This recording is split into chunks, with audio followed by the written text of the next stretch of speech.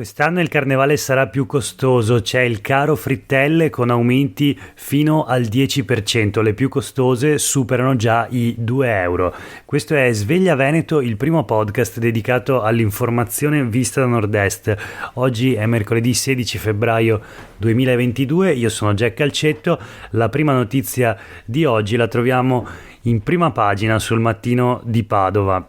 Il caro frittelle quindi con aumenti tra il 5 e il 10%, quindi nello scontrino dai 10 ai 20 centesimi in più. La colpa pare sia dell'incremento dei costi delle materie prime e dell'energia, e quindi come a Natale era aumentato il costo del panettone e del pandoro, adesso tocca appunto alle frittelle. Il Mattino di Padova dedica un'intera paginata alla rassegna dei diversi prezzi e dei diversi aumenti che si sono registrati nelle principali pasticcerie del capoluogo euganeo, e noi invece voltiamo pagina e passiamo alla seconda notizia di oggi, che riguarda l'allarme relativo alla disoccupazione, che in Veneto ha già raggiunto la quota del 5,8%, un dato alto per la nostra regione. Lo ha detto ieri l'assessore regionale al lavoro Elena Donazzan, che ha descritto una situazione che non è rosea. La disoccupazione purtroppo è alta, oscilla e oscillerà velocemente nei prossimi mesi. Insomma, possiamo aspettarci un aumento della disoccupazione. C'è anche la questione della occupazione femminile, che rispetto agli uomini registra un distacco di 20 punti percentuali. Di recente il Consiglio regionale del Veneto ha approvato una legge proposta dall'opposizione per la parità salariale e per interventi a sostegno delle donne nel mondo del lavoro. Certo, la situazione attuale, quindi di partenza, è quella appunto che vede un'occupazione femminile 20% in meno di quella maschile. Per quanto riguarda invece la sicurezza nei luoghi di lavoro, la Giunta regionale ha approvato il nuovo piano strategico per la tutela della salute e della sicurezza sul lavoro, 7,5 milioni di euro per le attività di prevenzione nei luoghi di lavoro, e tra le azioni più significative c'è il potenziamento degli organici dei servizi di prevenzione, igiene e sicurezza negli ambienti di lavoro, i famosi SPISAL, con l'impegno all'incremento del personale nella misura del 10% rispetto al personale che era in servizio nel 2018, quando c'erano 224 operatori. La regione si è impegnata in sostanza ad assumerne altri 25. Fatti salvi tra l'altro gli impegni del precedente piano strategico, che ne prevedeva 30. In questo modo si arriverebbe a 280 operatori in totale, una cifra che vedrebbe il Veneto comunque ancora lontano da altre realtà regionali come ad esempio la Toscana, ma comunque costituirebbe un passo avanti. Vedremo nei prossimi giorni i commenti sul nuovo piano strategico regionale per la tutela della salute e della sicurezza sul lavoro. Mentre, come sappiamo, in Italia, ma in particolare in Veneto, continuano gli infortuni sul lavoro e anche purtroppo le morti. Ancora un'altra notizia sulle trivelle. La questione è quella dell'energia e della richiesta pressante da parte di Confindustria affinché venga potenziata l'estrazione di gas. Quindi torna a stendersi anche sul Veneto l'ombra delle trivellazioni. Ieri c'è stato un vertice tra gli industriali e la regione, con una delegazione di pezzi da 90 dell'industria italiana che sono scesi in Veneto proprio per chiedere all'amministrazione regionale aiuti subito in prima battuta e quindi fondi pubblici per far fronte all'aumento del costo dell'energia, e anche però sono tornati a chiedere di potenziare la produzione nazionale di gas. I Verdi lanciano l'allarme e sottolineano come il Veneto non sia affatto al sicuro da trivellazioni. La consigliera regionale di Europa Verde Cristina Guarda dice chiaramente che il piano relativo alle trivellazioni approvato dal governo dà il via libera alla ripresa delle trivellazioni. Per il Veneto al momento sembra essere esclusa l'area di riserva naturale distante solo 40 km da Venezia, ma in realtà questo piano, che si chiama Pitesai, non scarta le aree di retrocosta depresse, quindi quelle che hanno subito già gli effetti della subsidenza o quelle sottoposte a bonifica, come ad esempio le zone a monte della strada Romea o adiacenti al taglio del Sile. Quindi il Veneto, dice Cristina Guarda, non può dirsi affatto salvo da nuove estrazioni. Quindi abbiamo da un lato gli ambientalisti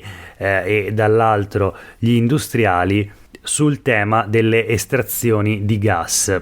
E la notizia è sul Corriere del Veneto di oggi. Tornando invece tra le pagine dei quotidiani del gruppo Gedi, troviamo sulla questione che sta facendo discutere in questi giorni la proposta dell'Unione Europea di apporre sull'etichetta dei vini un bollino scuro per indicare che nuoce alla salute. Ebbene, sulle pagine dei quotidiani del gruppo Gedi abbiamo un'intervista ad Andrea Pennacchi, l'attore che interpreta il personaggio Il Poiana, che dice tante cose interessanti, divertenti. Anzitutto che il vino è la nostra anima, ma soprattutto bisogna distinguere tra uso e abuso. Lancia una proposta Andrea Pennacchi ai politici di Bruxelles: fate educazione al vino come si fa per l'educazione sessuale. Mette in guardia rispetto a un paradosso, e cioè con questa scelta rischia di scomparire soltanto chi fa il vino buono. E poi un suggerimento: la politica dovrebbe regolamentare tutelando, cioè come dicevano i nostri avi, est modus in rebus. Una bella intervista quella ad Andrea Pennacchi. Lo sciopero dei medici di base invece, qui una notizia flash: alla fine non sciopereranno i dottori, o meglio lo faranno soltanto oggi. È confermata la protesta in programma per la giornata di oggi, e quindi lo sciopero informatico con la sospensione di tutte le attività, dalle prescrizioni via mail alle ricette dematerializzate, quindi anche i fascicoli sanitari online. Una forma di protesta che metterà in difficoltà anche i pazienti, ma soprattutto i CUP delle ULS.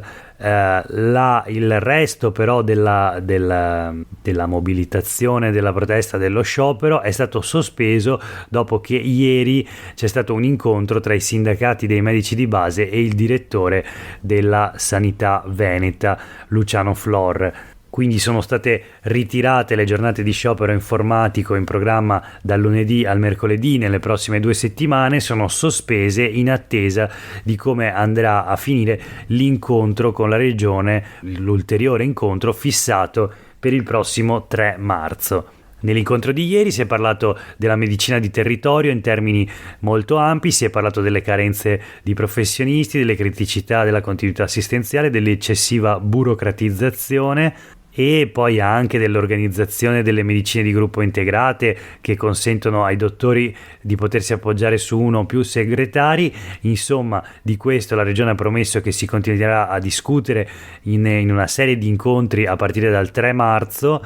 E i sindacati dicono quindi che non annullano niente, sospendono soltanto in attesa di capire se sono solo parole oppure se a queste seguiranno dei fatti. Un'altra notizia flash da Venezia, dove ieri si è tenuta la seduta del Consiglio regionale del Veneto.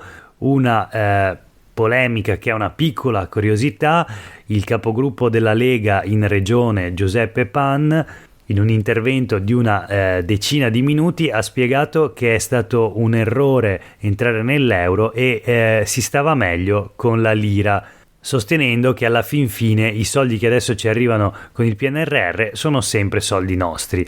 Un intervento che ha suscitato l'indignazione e le polemiche da parte del capogruppo del Partito Democratico Giacomo Possamai, che ha affermato: registro il fatto che la Lega è tornata alle origini con lo scetticismo nei confronti dell'euro. Insomma, sicuramente una notizia, considerato che in questo momento la Lega è al governo assieme a tanti altri partiti, ma soprattutto con un presidente del Consiglio dei Ministri che è Mario Draghi, già presidente della Banca Centrale Europea. L'ultima notizia di oggi riguarda il sondaggio dell'Osservatorio sul Nord-Est curato da Demos per il Gazzettino. 7 su 10 per Mattarella.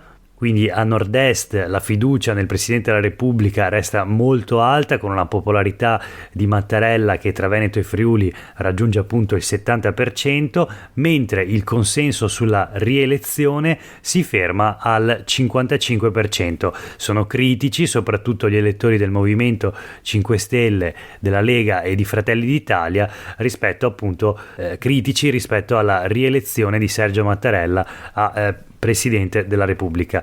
Per oggi è davvero tutto, grazie per aver ascoltato questa puntata di Sveglia Veneto. Io sono Jack Calcetto, una buona giornata a tutte e tutti voi.